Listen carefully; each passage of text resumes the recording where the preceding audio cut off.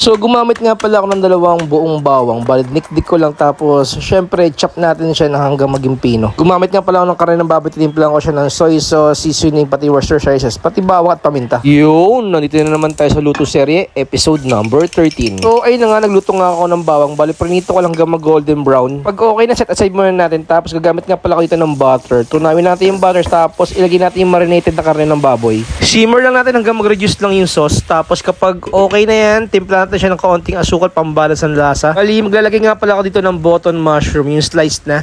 Simmer lang natin hanggang magmantika yung ating karne ng baboy. Tapos kapag okay na, lagyan natin yung prinito nating bawang. Tapos ito na nga pala yung version natin ng pork salpikaw. Mabisang mabisa syempre kapag may partner na kanin, di ba? So ay lagyan natin yung pork salpikaw dun sa kanin. Tapos tikman natin syempre. First bite, boy, ang sarap. At syempre kapag nagustuhan mo yung videos, don't forget to like and follow. Tapos i-share mo na rin. Tapos ayun mga tol, bye-bye. Nyara!